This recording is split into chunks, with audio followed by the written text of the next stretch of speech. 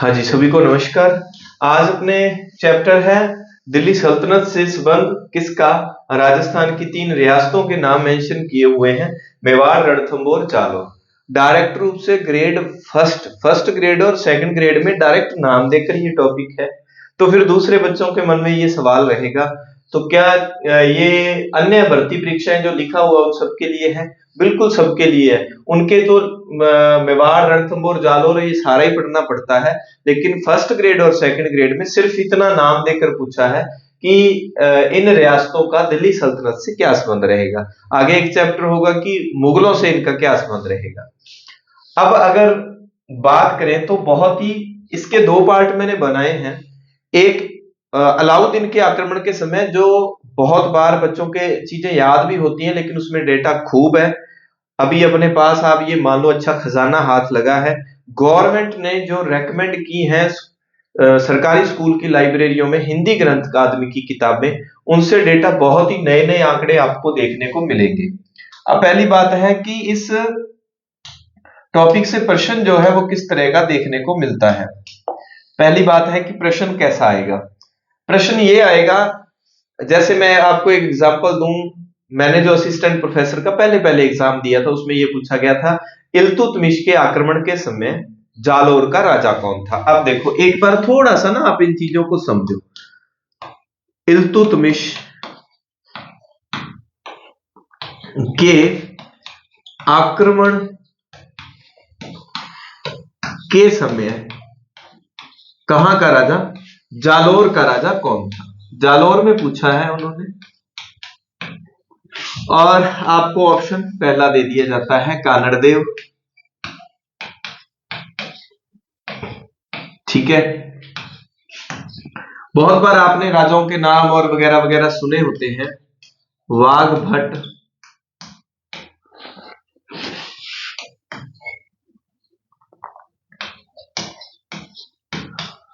उदय सिंह,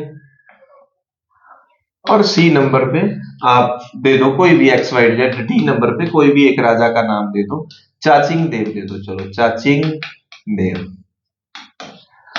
अब उस समय जब लोगों ने ये पहली बार प्रश्न देखा था, ऐसे बहुत सारे प्रश्न दूंगा आपको मैं जो कि नए हैं, आए नहीं है, आगे आने के चांसेस रहेंगे। हर एग्जाम में आपको पता है 5-10 प्रश्न जो है ना अलग से आपको देखने को मिलते हैं जो रिपीट में नहीं होता है। ज्यादातर उस समय बच्चों ने क्या है कि इस प्रश्न को टिक किया था कानड़देव को, पर जब घर आकर देखा तो ये जाना कि कानड़देव किस समय जालौर का राजा था, जब अलाउद्दीन ने आक्रमण किया।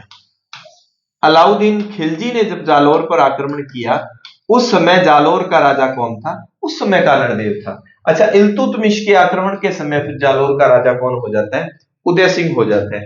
इस तरह से हमने सारे याद रखने कि इल्तु के समय रणथंभौर का कौन है। अब वो पूछ सकता है कि इल्तुतमिश के आक्रमण के समय रणथंभौर का राजा कौन था, रणथंभौर में कौन था। फिर वो प्रश्न में आपको वही सारे ऑप्शन देगा। ए नंबर पे हमीर, कौन देगा, हमीर देगा।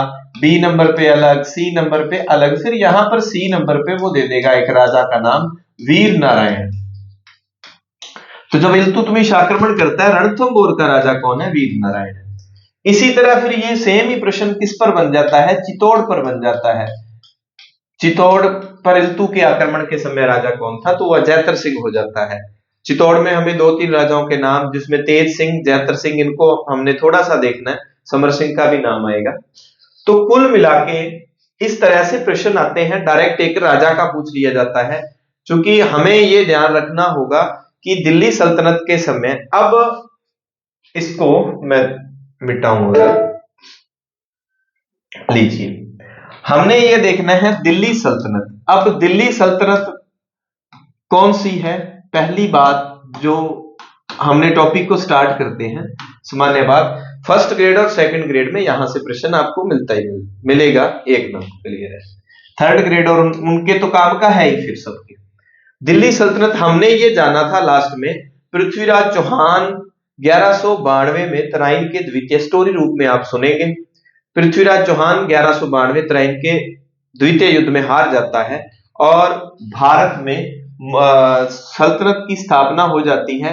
गुलाम वंश दिल्ली में आ जाता है और इसको चलाने वाला कौन था, ये कौन था, गोरी। गोरी ने अपने गुलाम को भारत सौंपा और उस गुलाम का नाम था ऐबक। कुतुबुद्दीन ऐबक पहला जो है राजा हुआ है, दिल्ली की गद्दी पर बैठने वाला पहला मोमडन राजा। ऐबक जैसे तैसे करते करते 1210 में ऐबक की मृत्यु हो जाएगी। ऐबक की मृत्यु के बाद अगला राजा बनेगा इल्तुतमिश। कौन बनेगा? इल्तुतमिश अगला राजा बनेगा ऐबक की मृत्यु के बाद। अब जब इल्तुतमिश गद्दी पर बैठेगा, उसके सामने सारे, क्योंकि सब कुछ नया है, ये बाहरी लोग हैं, हमारे यहां भारत पर राज करने के लिए आए हैं। ऐबक बयाना तक आया है, ऐबक भी भारत में छुटपुट घटनाएं करके गया है, लेकिन उसका ज्यादा जिक्र नहीं आता, क्योंकि ये ऐबक जो क्या करेगा, पृथ्वीराज चौहान की जब मृत्यु हो जाएगी,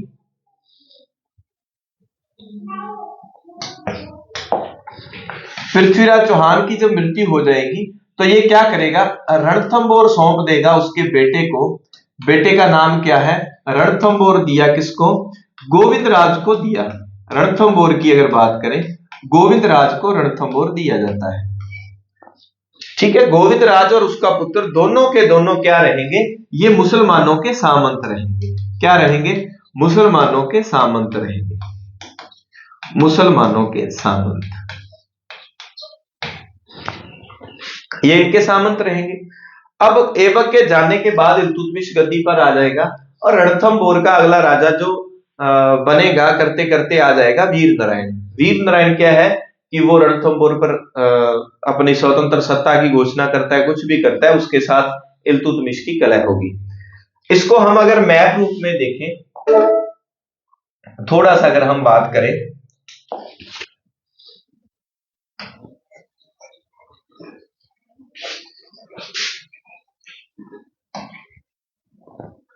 चलो इस तरह से, और हम अगर बात करते हैं, यहां पर दिल्ली में ये शासन चल रहा है, यहां इल्तुतमिश है। अब तो इल्तुतमिश ही गद्दी पर बैठेगा। इल्तुतमिश है और इधर राजस्थान वाला इलाका यहां पड़ता है, और इधर आपको पता है गुजरात पड़ता है, और ये इधर से पड़ता है, ये सारा दिल्ली सल्तनत का ही इलाका है, इनका ही इलाका है ये सारा का सारा। इधर गुजरात पड़ता है, तो गुजरात पर जब इन्होंने आक्रमण करना है, गुजरात पर आक्रमण करना है, तो ये लोग क्या करेंगे, इनके लिए बीच में यहां पर पड़ता है रणथंबोर। कौन सा पड़ेगा? रणथंबोर। ठीक है, और फिर अगर यहां बात करें तो यहां उनके लिए आ जाएगा मेवाड़, और इधर बात करें तो इधर वाला एरिया किसका आ जाएगा? जालोर का आ जाएगा। तीन एरियाज में हम बांट लेते हैं, रणथंबोर, मेवाड़ और जालोर। दिल्ली के तख्त पर बैठा हुआ है इल्तुतमिश। यहां से दिल्ली सल्तनत के समय राजस्थान में जो भी गतिविधियां हुई, राजस्थान के राजाओं के साथ इनके संबंध, मैं देख लूं प्रॉपर रूप से आपको दिख रहा है क्या? हाँ ठीक है, कुल मिला के अच्छा दिख रहा है। अब हमने ये देखना है कि ये, क्योंकि दक्षिण में इन्होंने अपने राज्य का विस्तार करना है, गुजरात एक व्यापारिक केंद्र है, वहां पर व्यापारिक गतिविधियां मुख्य रूप से होती है, गुजरात पर भी अधिकार करना है, तो मुख्य जो गुजरात वाले रास्ते पर, दिल्ली से गुजरात वाला जो रास्ता पड़ता है, उस मार्ग में रणथंबोर और ये मेवाड़ का, हम चित्तौड़ की बात करें, ये बीच में पड़ते हैं। उनको ये था कि इस पर अधिकार करें, और दिल्ली का इल्तुतमिश अपना अधिकार इसलिए जमाएगा क्योंकि इल्तुतमिश के आने से पूर्व राजस्थान में आपको पता है एक मुख्य राजा पृथ्वीराज चौहान वो हार चुका है, और ऐबक का अधिकार हो गया। ऐबक ने अपने सामंत को रणथंबोर में बिठाया हुआ है, गोविंदराज को। गोविंदराज के बाद उसका बेटा भी उस रूल को फॉलो करता है कि हम दिल्ली वालों के सामंत हैं। लेकिन करते करते क्या होगा, रणथंबोर में एक राजा आएगा, रणथंबोर में एक राजा आएगा, कौन? वीर नारायण। इल्तुतमिश के समय हमने पढ़ना है, इल्तुतमिश का कलह होगा रणथंबोर में किससे? रणथंबोर में होगा वीर नारायण से। इल्तुतमिश का मेवाड़ में किससे होगा? एक नया कलर लें क्या यहां पर, चलो ये लगाते हैं, मेवाड़ में होगा जैतर सिंह से। किससे होगा? जैतर सिंह से। ठीक है, फिर जालोर में किससे होगा इल्तुतमिश का? जालौर में इल्तुतमिश का होगा उदय सिंह से। किससे होगा? उदय सिंह से। इतनी चीज को आपने ध्यान रखना है। इल्तुतमिश के आक्रमण के समय रणथंभौर का राजा वीर नारायण, इल्तुतमिश के आक्रमण के समय मेवाड़ का राजा जयतर सिंह, इल्तुतमिश के आक्रमण के समय जालौर का राजा कौन है? उदय सिंह है। एक ट्रिक के रूप में अगर जानना चाहें, क्योंकि हमने दिल्ली सल्तनत के 4 बादशाहों के नाम अच्छे से पढ़ने होंगे। दिल्ली सल्तनत में एक हम पढ़ेंगे इल्तुतमिश के समय कौन था, ठीक है, इल्तुतमिश को पढ़ेंगे। इल्तुतमिश के बाद 2 नंबर पे आएगा नासिरुद्दीन। नासिरुद्दीन, इसी का सिपाही था बलबन। नासिरुद्दीन प्लस बलबन, हम एक ही समय इसको पढ़ेंगे। 3 नंबर पे ये गुलाम वंश के राजा चले जाएंगे। एक हम पढ़ेंगे जलालुद्दीन खिलजी। जलालुद्दीन खिलजी के समय कहां कौन था और क्या घटनाएं हुई। 4 नंबर हम पढ़ेंगे अलाउद्दीन खिलजी। कौन पढ़ेंगे? अलाउद्दीन खिलजी। ठीक है, इतनी बात आपने ध्यान रखनी है। अब इस चैप्टर को हम सबसे ज्यादा आंकड़े अलाउद्दीन खिलजी में, और आज तक ज्यादा प्रश्न जो है अलाउद्दीन खिलजी से उठाए गए हैं। अब थोड़ा थोड़ा ट्रेंड चेंज हो रहा है, इल्तुतमिश से प्रश्न उठाने लगे हैं, इनसे भी आगे उठाए जा सकते हैं। तो हम इनको आज की क्लास में कंप्लीट कर लेंगे, ये रह जाएगा। इनमें हमने सबसे पहले यही देखना है कि जब इधर ये है तो उधर कौन है, इन तीनों जगहों पर कौन है। इसका स्क्रीनशॉट ले लेना, भले ही आपको पीडीएफ रूप में शेयर कर दिया जाएगा। बस इतना सा काम हमने पढ़ना है। किसी का कोई सैनिक शहीद हुआ है, कोई घटना घटित हुई है, किस पर अधिकार हुआ है, किसी दुर्ग पर हुआ है, नहीं हुआ, ये सारी बातें हम एक छोटी सी अगर ट्रिक रूप में आप याद करना चाहें तो मैं आपको ट्रिक रूप में ये कहूं, ट्रिक में क्या कहूं मैं आपको, ट्रिक में मैं ये कहूं कि भाई इत्ती सी बात है, क्या है? इत्तू सी बात है, इल्तू, इत्तू सी बात है। क्या बात है? इत्तू सी बात ये है कि रण में वीर, रण में वीर मेज लेकर जाऊ, जाऊ, रण में वीर मेज लेकर जाऊ। अब इसमें हमारे काम की चीजें क्या आ जाएंगी? ये आ जाएंगी कि रण में वीर, यानी कि रणथंभौर में वीर, इत्तूसी, क्योंकि आगे जब ना जलालुद्दीन के समय कौन है, अलाउद्दीन के समय कौन है, तो वहां फिर जब आंकड़े बहुत सारे हो जाएंगे तो आप कंफ्यूज होंगे। यहां तो नॉर्मल है, याद रह जाएंगे, नॉर्मल याद रहे तो अच्छी बात, नहीं रहे तो इत्ती सी यानी कि इल्तुतमिश, इत्तू सी बात यानी कि इल्तुतमिश के समय है। क्या है कि रण में वीर है, रण में है वीर, मेज, मे से मेवाड़ और ज से जयतर सिंह, रण में वीर मेज लेकर जाऊ, जालोर और उसे उदय सिंह, जालोर उदय सिंह। ठीक है, ये चीजें आपने याद रखनी है। उसे उदय सिंह, जालोर उदय सिंह, इस तरह से आपने याद रखना है कि इल्तुतमिश के समय यहां यहां ये सैनिक हुए हैं। रणथंभौर पर इल्तुतमिश आक्रमण अधिकार कब करेगा? 1226 में रणथंभौर पर अधिकार करेगा। मेवाड़ वाले राजा जयतर सिंह से युद्ध होगा भूताला का। कौन सा युद्ध होगा? भूताला युद्ध होगा। कब होगा? 1227 में, इससे ठीक 1 साल बाद।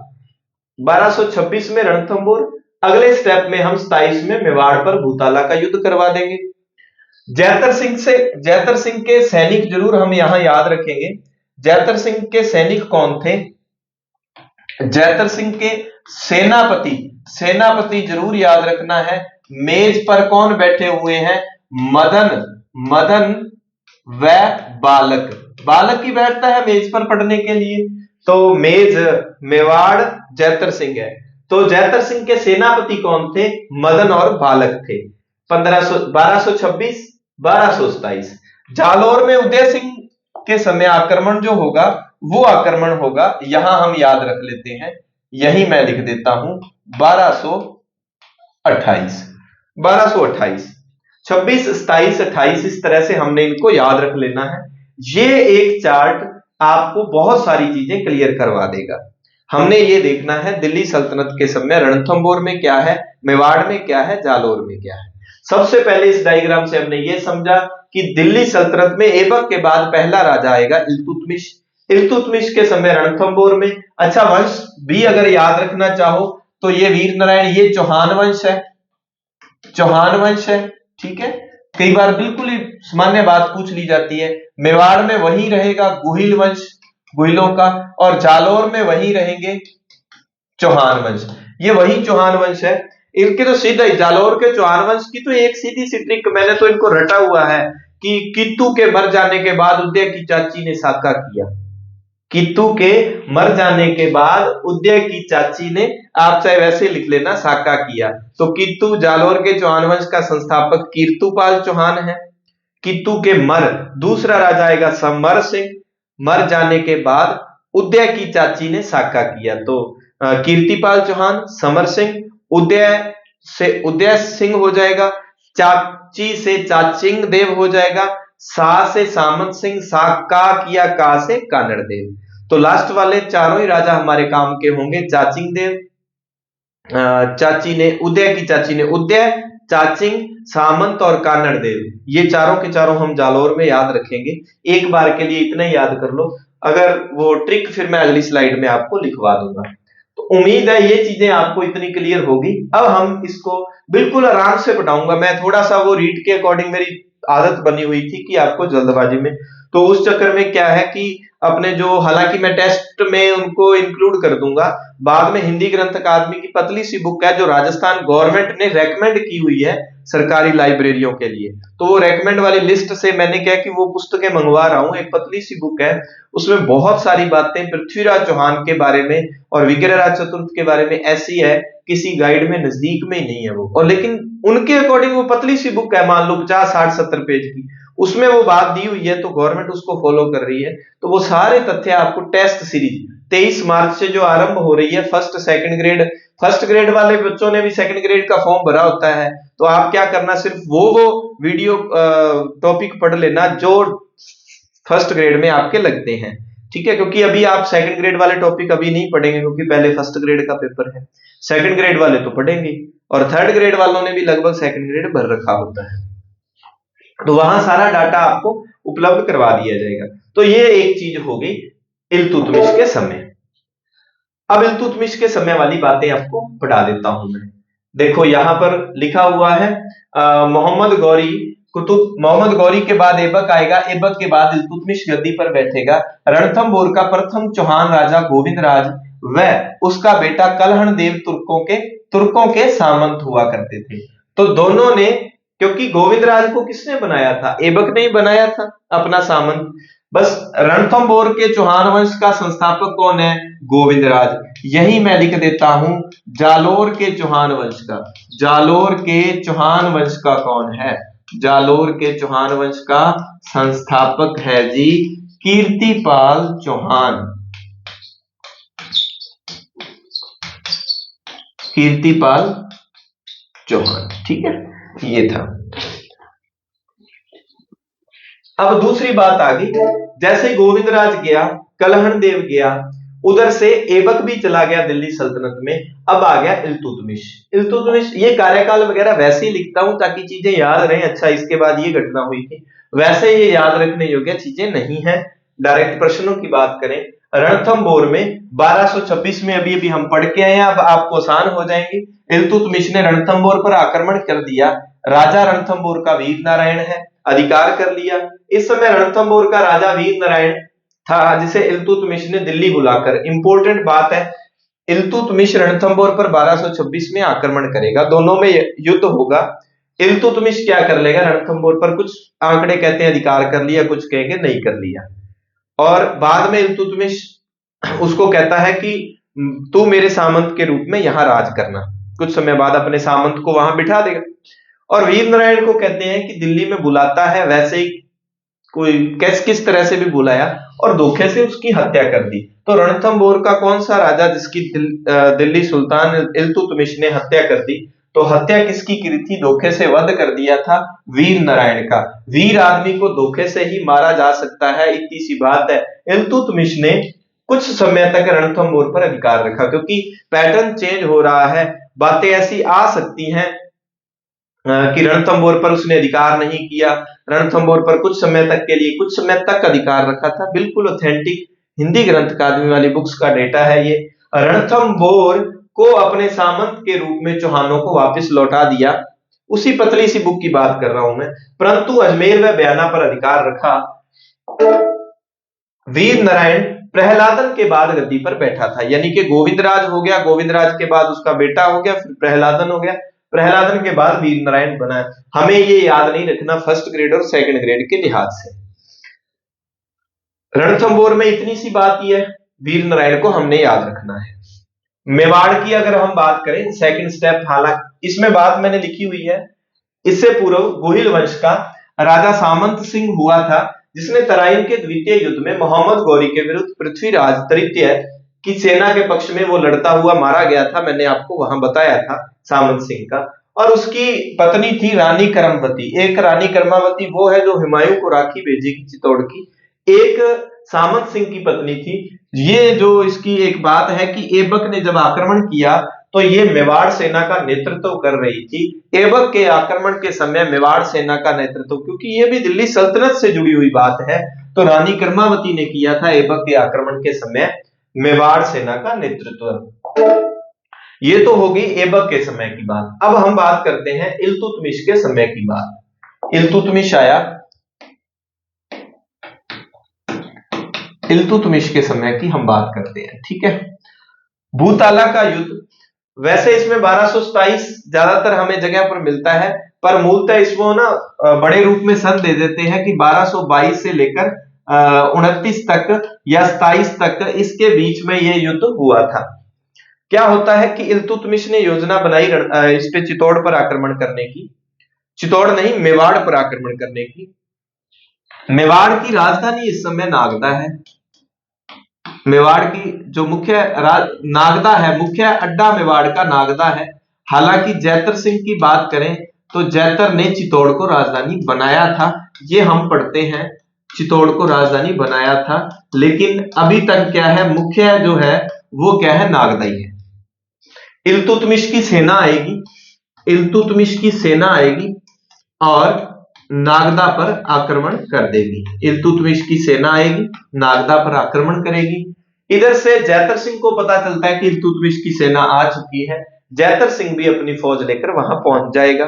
जैतर सिंह के सैनिक आपको पता ही है, मदन और बालक मैंने बताया था, ये जाते हैं, खूब इनमें संघर्ष होता है। अब बात आती है कि गाइडों में सिर्फ इतना दिया होता है कि भूताला युद्ध जो है, पहले तो हमने ये ध्यान रखना है भूताला युद्ध किनके मध्य होता है। युद्ध होता है इल्तुतमिश वर्सेस जैतर सिंह, ठीक है। जैतर सिंह गोहिल वंश का मेवाड़ी राजा था, ठीक है, मेवाड़ का रहने वाला था। अब इस युद्ध की जानकारी ज्यादातर हमें जो मिलते हैं आंकड़े, वो ये मिलते हैं कि जय सिंह सूरी के हमीर मदमर्दन से इसकी जानकारी मिलती है। लेकिन इसके अलावा मैं बताऊं आपको, चीरवा लेख, घाघसा अभिलेख और समर सिंह का, गोहिल वंश का ही राजा ही, उसका आबू शिलालेख, तो बहुत ही इंपॉर्टेंट है भूताला युद्ध। हमें पहले तो ये ध्यान रखना है कि भूताला युद्ध किनके मध्य हुआ है, जैतर सिंह और इल्तुतमिश के समय, इस समय हुआ था, ठीक है। और इसकी जानकारी हमें कहां से मिलती है, चीरवा अभिलेख, घाघसा अभिलेख, आबू शिलालेख और जय सिंह सूरी, ये गुजरात के चालुक्य राजाओं के दरबार में हुआ करता था, उसने ग्रंथ लिखा है हमीर मदमर्दन। इसमें ये जो हमीर शब्द आया है ना, ये हमीर शब्द इल्तुतमिश के लिए आया है। हमीर शब्द ये लिखा ही हुआ है, हमीर मदमर्दन में इल्तुतमिश हेतु हमीर शब्द प्रयुक्त हुआ है, ठीक है। तो घाघसा, चीरवा और आबू शिलालेख, आचीर घाघसा, ठीक है, तो और हमीर मदमर्दन, ये चारों से हमें भूताला युद्ध की जानकारी मिलती है। अब हमने देखना है कि इसमें क्या कुछ रहता है हमीर मदमर्दन में। अब देखो, हमीर मदमर्दन लिखा किसने है, जय सिंह सूरी ने लिखा है, जय सिंह सूरी ने। अब ये कहां का था, ये गुजरात के चालुक्य राजाओं के दरबार में था, और चालुक्य राजाओं के सामंत हुआ करते थे, बघेल वंशी राजा भी हुआ करते थे। तो ये गुजरात का है, तो ये पक्का ही है, फिर गुजरात वालों के बारे में लिखेगा। हमीर मदमर्दन में लिखा है कि ये जो इल्तुतमिश की मुसलमान सेना थी, इसको भगाने का श्रेय किसको है, वीर धवल को है, जो कि गुजरात का था। वीर धवल क्या उसने भगाया था, जो कि बात अन्य स्रोतों से प्रमाणिक नहीं होती। ये एक आंकड़ा था, हमें ध्यान रखना है कि हमीर मदमर्दन के अनुसार मुस्लिम सेना को भगाने का श्रेय वीर धवल को जाता है। तुरुष्क, सूरत्राण और एक शब्द हो गया हमीर। ये सारे के सारे शब्द किसके लिए? इल्तुतमिश के लिए प्रयुक्त किए गए हैं। मदन व बालक बहुत ही इंपॉर्टेंट है। जैता, कुंपा, गोरा, बादल, वो हमने काफी सारे सैनिकों के नाम पढ़े होते हैं। तो मदन व बालक भी ध्यान रखना, जैतर सिंह के सेनापति थे। आबू शिलालेख, जैतर सिंह, आबू शिलालेख में क्या कहा गया है कि जैतर सिंह तुर्क रूपी समुद्र का पान करने के लिए अगस्त्य के समान था। ये एक कोटेशन आती है आबू शिलालेख के अनुसार, तुर्क रूपी समुद्र का पान करने के लिए इसके समान, अगस्त्य के समान था। इसकी एक तुलना की गई है आबू शिलालेख में।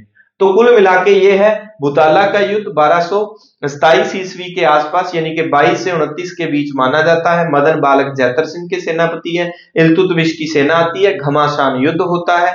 कुछ आंकड़े कहेंगे इल्तुतमिश जीता, कुछ आंकड़े कहेंगे कि जैतर सिंह जीता।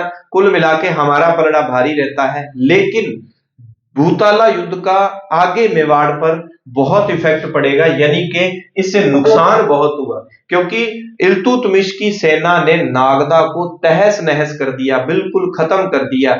अब उसके परिणाम हमने देखने हैं, हो सकता है बहुत इंपॉर्टेंट बातें हैं, परिणाम से प्रश्न बनना चाहिए कि क्या क्या परिणाम हुए। उसमें यह है कि बादी आक्रमण के लिए तुर्कों के लिए एक रास्ता साफ हो गया।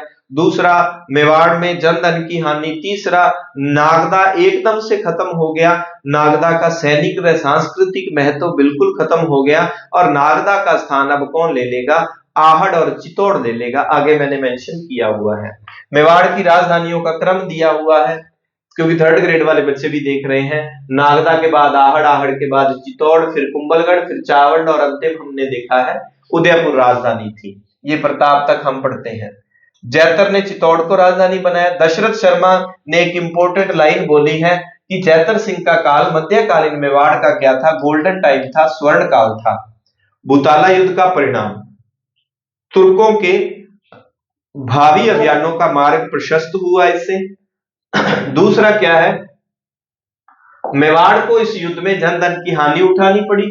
हमीर मर्दन के अनुसार मुस्लिम सैनिकों ने मेवाड़ को जला दिया, राजधानी नागदा को तहस नहस कर दिया, लोगों को मौत के घाट उतार दिया, चारों ओर त्राही त्राही मच गई।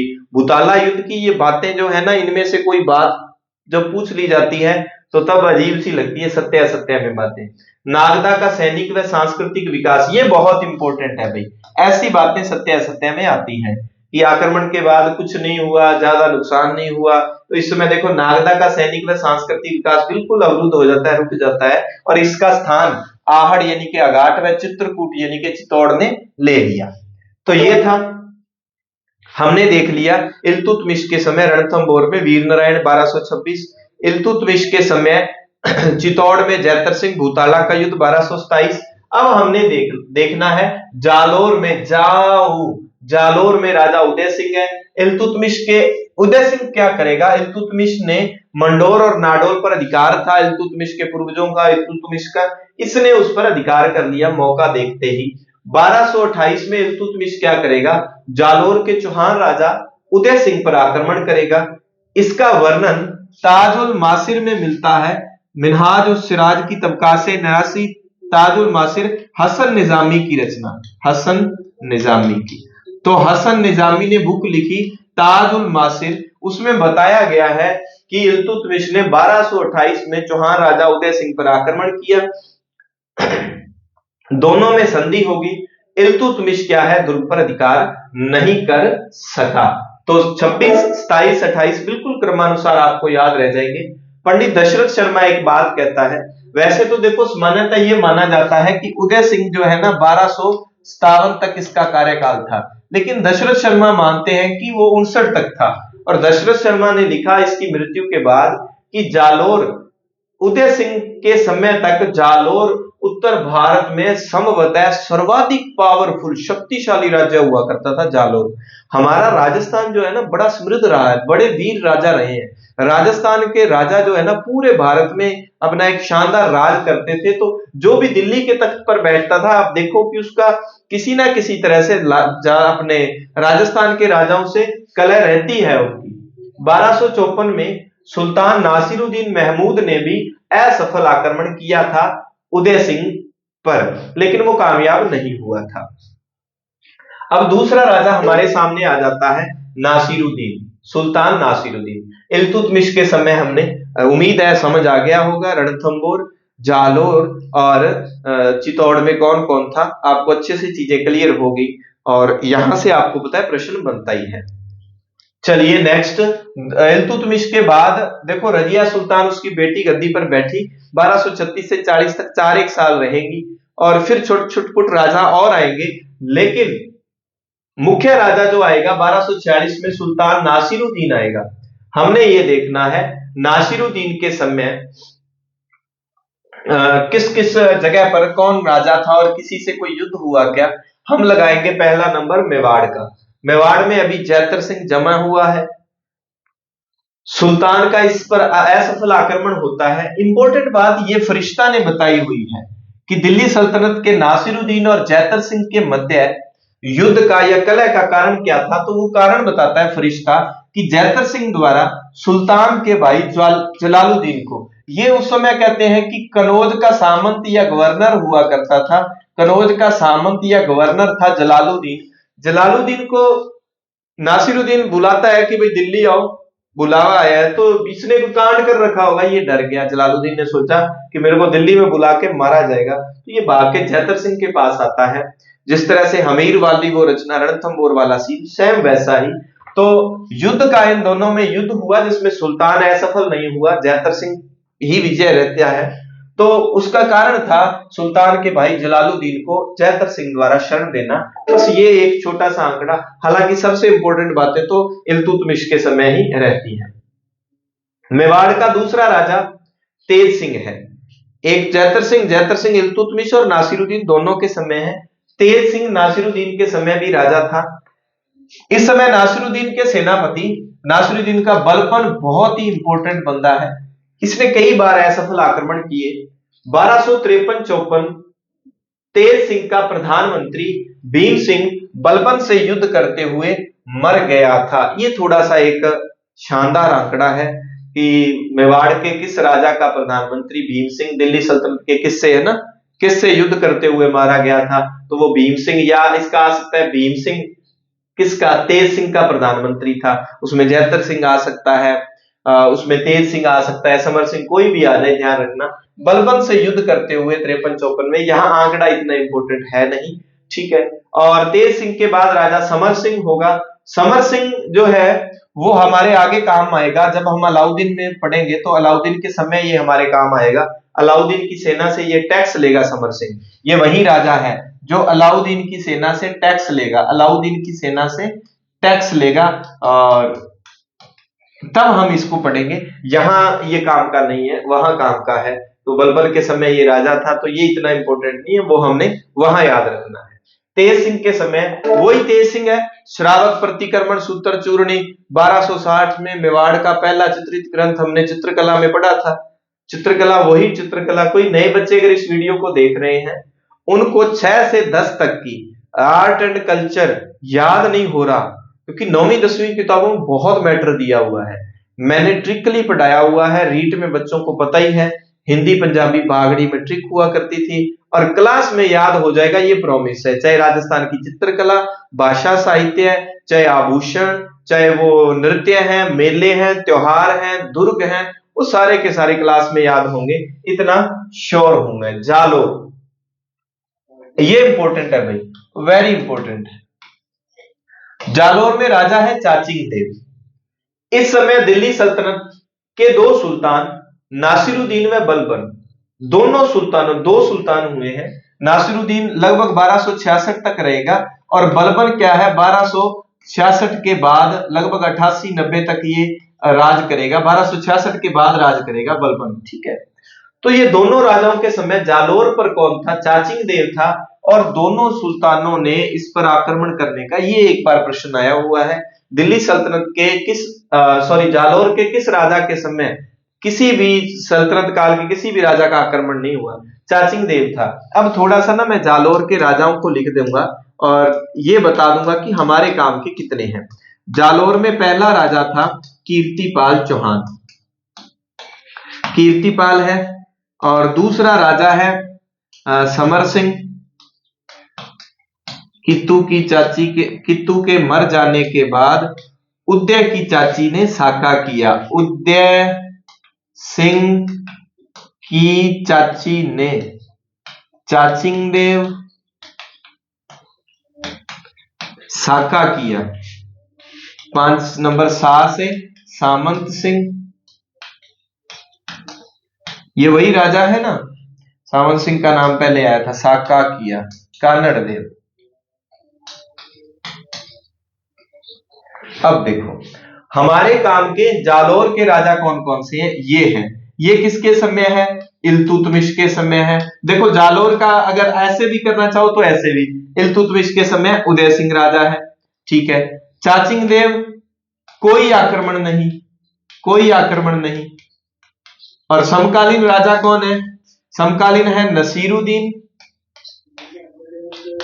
और बलबन, 2 राजा हैं, नासिरुद्दीन और बलबन। इनके समय में हम देखेंगे, सामंत सिंह के समय हम देखेंगे जलालुद्दीन को। इसका कोई सीन नहीं आता वैसे, जलालुद्दीन का कोई इसके साथ वैसे कोई सीन नहीं आता। सामंत सिंह इतना हमारे काम का है नहीं। कानड़ देव के समय हम पढ़ेंगे किसको, अलाउद्दीन को पढ़ेंगे। जैसे ही अलाउद्दीन का प्रकोप बढ़ता है, सामंत सिंह वैसे ही गद्दी छोड़ देगा और अलाउद्दीन आ जाएगा। तो जालोर में हमारे देखने के लिए उदय सिंह, चाचिंग देव और कानड़ देव है। ये यहां पर जालोर का सीन सारा ही खत्म हो जाएगा। चित्तौड़ में हमने राजाओं को पढ़ना है अलाउद्दीन से पहले। जैतर सिंह है, तेज सिंह है और समर सिंह है, ठीक है। तेज सिंह का वो प्रधानमंत्री जिसका हमने जिक्र किया, भीम बलबन से लड़ता हुआ मारा जाता है। जैतर सिंह के समय भूताला युद्ध है और वो इंपॉर्टेंट बातें थी। फिर आगे चित्तौड़ का राजा जो आएगा रतन सिंह, अलाउद्दीन के समय आक्रमण, वो एक अलग बात है। रणथंभौर में हमीर, वो एक अलग मसला है। उससे पहले पहले हमने पढ़ना है कि ये यहां के राजा रहे हैं।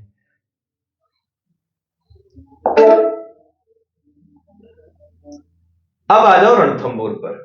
रणथंभौर पर हमने क्या पढ़ा था, वीर नारायण किसके समय था, वीर नारायण के समय कौन था, इल्तुतमिश था, ठीक है जी। अब आ गया वाघभट। वाघभट वेरी इंपॉर्टेंट राजा है भाई, वेरी इंपॉर्टेंट राजा वाघभट। इसने इल्तुतमिश की मृत्यु के बाद रणथंभौर पर अधिकार करने हेतु सेना भेजी। अब क्या था, इल्तुतमिश 1236 में इल्तुतमिश खत्म हो गया। ये कब का सीन बता दूं मैं, इल्तुतमिश की मृत्यु के बाद, यानी कि 1236 के बाद। सन काम का नहीं है, वैसे ही आंकड़ा एक लिख रहा हूं आपके लिए, क्योंकि रणथंभौर के जो चौहान थे वो दिल्ली सल्तनत वालों के ही सामंत हुआ करते थे। और वीर नारायण का आपको पता है इल्तुतमिश ने धोखे से वध कर दिया था और अपने फिर किसी सामंत को बिठा दिया था। और वीर नारायण से पहले भी ये लोग क्या है, दिल्ली सल्तनत वालों के सामंत हुआ करते थे। अब वाघभट क्या करेगा, रणथंभौर दुर्ग पर अधिकार करने हेतु अपनी सेना भेजेगा। इसका मतलब रणथंभौर दुर्ग पर मुसलमानों का ही अधिकार था, अभी तक इनके कोई सामंत रहता था। किले का दृढ़ घेरा डाला गया और कहते हैं कि किले को चारों तरफ से इस तरह से घेर लिया, बाहर की कोई चीज अंदर नहीं, अंदर की कोई चीज बाहर नहीं जाएगी। और दशरथ शर्मा इसके बारे में, ये हिंदी ग्रंथ अकादमी में सीधी सीधी शायद उसी में से ली हुई है, या हाँ ये गोपीनाथ शर्मा की बुक से या पावा शर्मा से ली होगी, मैंने ऑथेंटिक बुक सी। ये दशरथ शर्मा कहते हैं कि दुर्ग में पानी तो दूध के समान, यानी कि इतनी किल्लत होगी जैसे दूध तो कम ही मात्रा में, पानी दूध के समान, घास गन्ने के समान तथा ईंधन चंदन के समान हो गया था।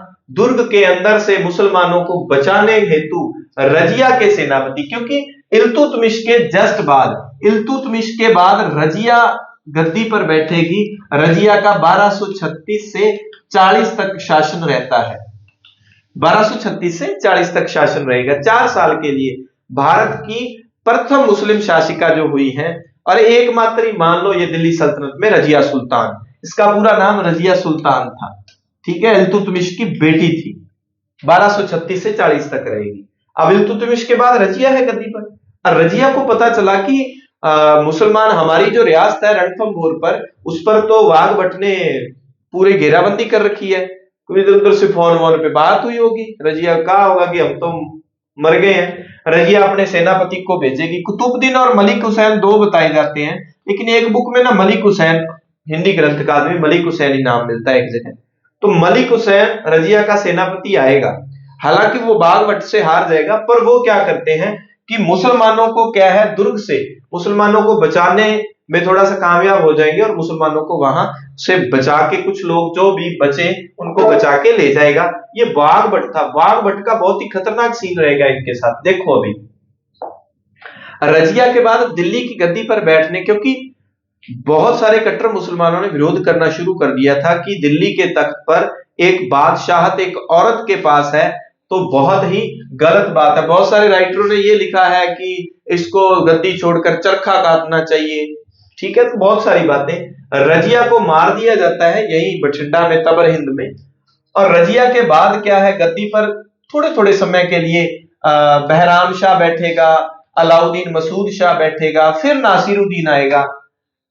तो कुल मिला के वाघभट्ट एक ऐसा राजा हुआ है रणथंभौर का जिसने इन सभी से संघर्ष किया है। यानी कि वाघभट्ट ने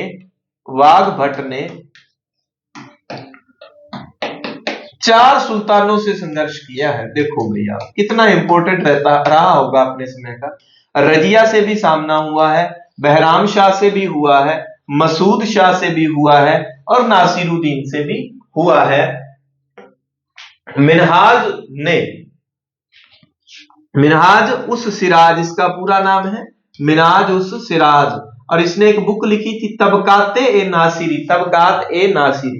वो लिखता है कि वाघभट्ट भारत का महान राजा है, क्योंकि देखो अपने आप में कितना महान रहा होगा। हम हमीर को जानते हैं, उससे पहले देखो कोई इतना संघर्ष कर रहा है अपने रणथंभौर को बचाने के लिए।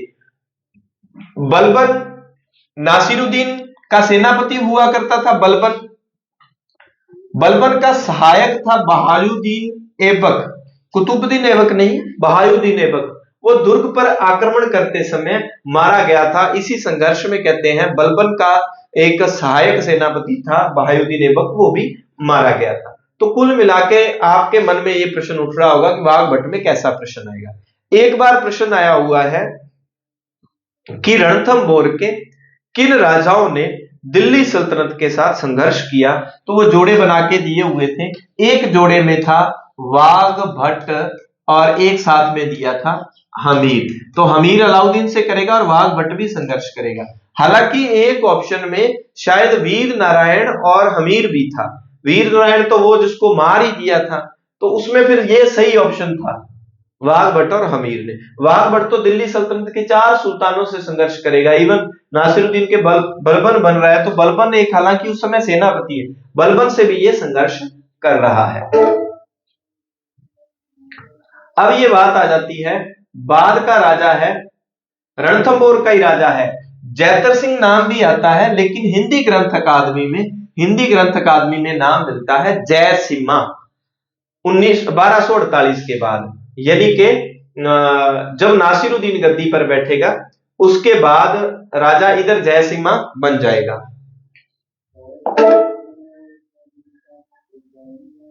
ये देखो 1246 में नासिरुद्दीन है, तो नासिरुद्दीन को राजा बने हुए 2 साल हो गए और यहां पर जयसिम्हा है।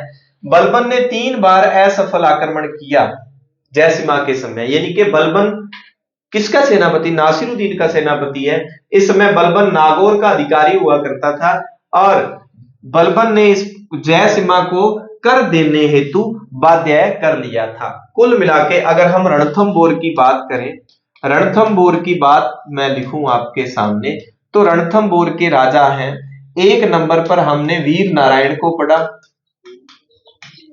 वीर नारायण के बाद दूसरा राजा हमने वाघभट्ट पढ़ा। वाघभट्ट के बाद तीसरा राजा हम पढ़ रहे हैं जयसिम्हा, या इसका दूसरा नाम जैतर सिंह भी आता है, तो हमने जयसिम्हा याद रखना है हिंदी ग्रंथ अकादमी के पढ़ी।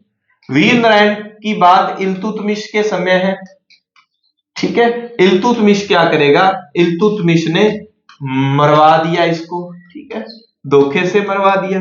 वाघभट्ट 4 सुल्तानों के समय है, वाघभट्ट 4 सुल्तानों के समय, और ये अपने रणथंभौर पर अधिकार करेगा, करने के लिए संघर्ष करेगा, जिसमें रजिया है, बहराम शाह है, मसूद शाह है और नासिरुद्दीन जो है, 4 राजा है। और जयसीमा के समय हम बात करते हैं, है तो राजा नसीरुद्दीन ही है, नसीरुद्दीन ही है, लेकिन इसके समय बलबन आक्रमण करेगा, बलबन का आक्रमण होगा और बलबन इसको कर देने हेतु बाध्य करेगा। जिस तरह हमने जालोर में राजाओं के नाम पढ़े कि उदय सिंह है और चाचिंग देव है, और बचा हुआ राजा वहां पर। अब रणथंबोर में अलाउद्दीन के समय राजा होगा हमीर, जालोर में अलाउ के समय राजा होगा कानड़देव, और मेवाड़ में अलाउद्दीन के समय राजा होगा कौन?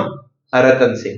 तो वो आगे की कहानी हम उसमें, तो अब एक एक के बारे में हमने अच्छे से क्लियर कर लिया। अब बात आती है जलालुद्दीन खिलजी, एक और रह गया छोटा सा। अलाउद्दीन से पहले राजा जलालुद्दीन था। 1290 में गुलाम वंश का पतन होकर खिलजी वंश शुरू होगा। अलाउद्दीन जलालुद्दीन के समय, अब जलालुद्दीन रणथंबोर पर आक्रमण करेगा, हमीर चौहान राजा होगा, और ये वर्णन मिलेगा हमें मिफ्ता उल फुतू, मिफ्ता उल फुतू किसकी रचना है? अमीर खुसरो की। किसकी रचना है? अमीर खुसरो की। ध्यान रखना, एक रचना है खजाइन उल फुतू, चित्तौड़ दुर्ग का वर्णन, जिसमें चित्तौड़ पर रतन सिंह के समय आक्रमण होगा, वो हम उस समय पढ़ेंगे। जलालुद्दीन गद्दी पर बैठा, बैठते ही वो क्या करेगा, एक बात का ध्यान रखना, ये सन 1290 ही है। गाइडों में 1291, हालांकि पावा शर्मा ने भी मार्च 91 दिया हुआ है।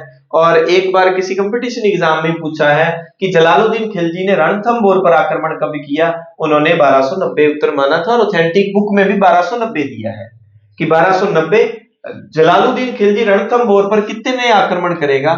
2 आक्रमण करेगा, 2 आक्रमण करेगा, एक 1290 और एक 2 साल बाद यानी कि 1292 में करेगा। रणथंबोर दुर्ग पर जब ये आक्रमण करेगा, तो रणथंबोर दुर्ग से पहले रणथंबोर दुर्ग की कुंजी कहा जाता है झाइन दुर्ग को। ये देखिए, जलालुद्दीन खिलजी ने रणथंबोर राज्य पर आक्रमण किया, हमीर का सेनापति गुरदास सैनी इसमें मारा गया। वेरी इंपॉर्टेंट है, आगे हमीर के सेनापति बहुत सारे, हमीर के कुल 8 सैनिकों के नाम आएंगे हिंदी ग्रंथ अकादमी की उस पतली सी बुक के अनुसार, जिसमें हम गदार के नाम पढ़ेंगे 3, एक जगह 3, लगभग 5 या 6 गदार सैनिकों के नाम पढ़ेंगे, 3 या 4 हम वीर सैनिकों के नाम पढ़ेंगे। गुरदास सैनी मारा गया। जलालुद्दीन ने छानगढ़, छानगढ़ नाम आया है उस हिंदी ग्रंथ अकादमी वाली बुक में, छानगढ़ या झाइन दुर्ग पर अधिकार कर लिया। ये जस्ट रणथंबोर दुर्ग से थोड़ा पहले छानगढ़ दुर्ग पड़ता है, और इस दुर्ग को क्या कहा जाता है? रणथंबोर दुर्ग की कुंजी कहा जाता है। कहते हैं कि रणथंबोर अगर ताला है, उसको खोलने की कुंजी कौन सी है? झाइन दुर्ग है। तो छानगढ़ या झाइन दुर्ग पर अधिकार कर लिया, 2 वर्ष पश्चात अधिकार कर लिया, और आगे रणथंबोर पर अधिकार करने के लिए बढ़ेगा, लेकिन रणथंबोर पर अधिकार नहीं कर पाएगा, वापिस लौट जाता है। 2 साल बाद पुनः आएगा, आक्रमण जलालुद्दीन करेगा, लेकिन अधिकार नहीं कर पाएगा। और फिर वो एक बात कहता है ना, मैं ऐसे 100 दुर्गों को, मैं ऐसे 100 दुर्गों को मुसलमान की दाढ़ी के बाल के बराबर भी नहीं समझता। दुर्गों को मुसलमान की दाढ़ी के एक बाल के बराबर भी नहीं समझता।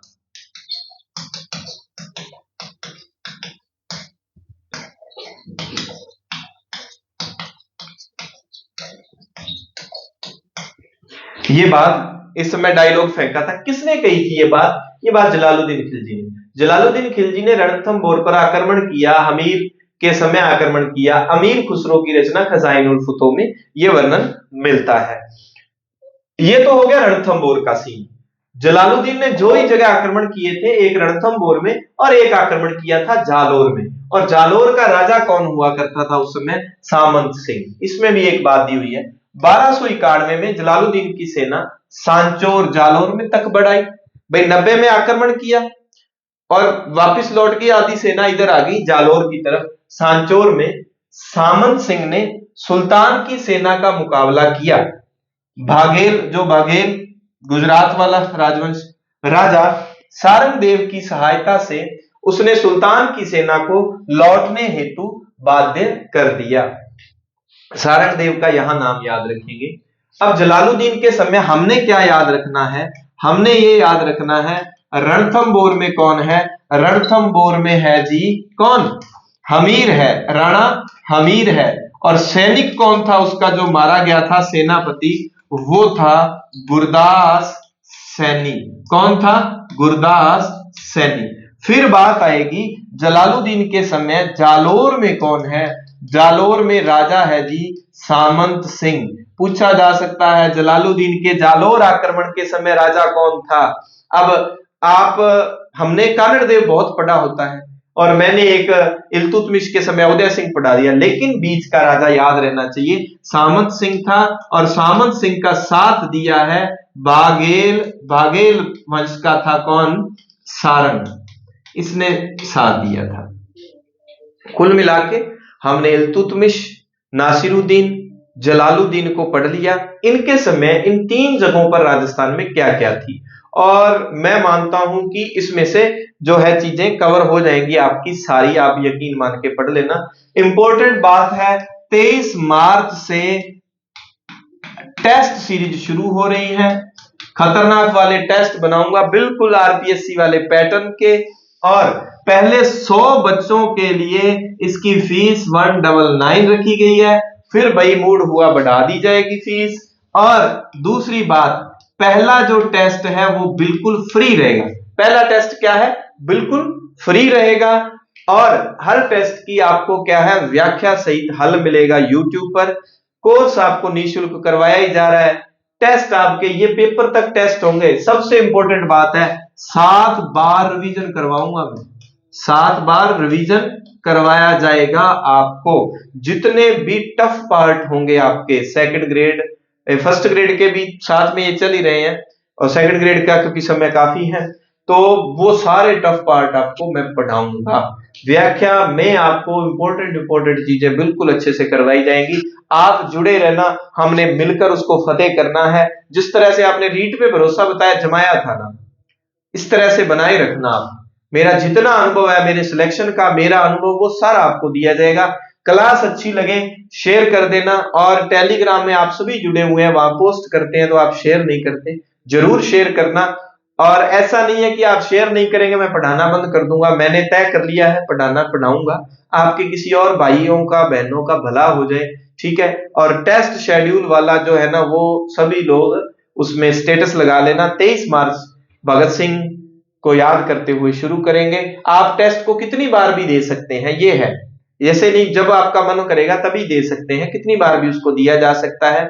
एक बार पे करनी है, पेपर तक रहेगा। मिलते हैं नेक्स्ट क्लास में। धन्यवाद। जय हिंद, जय भारत।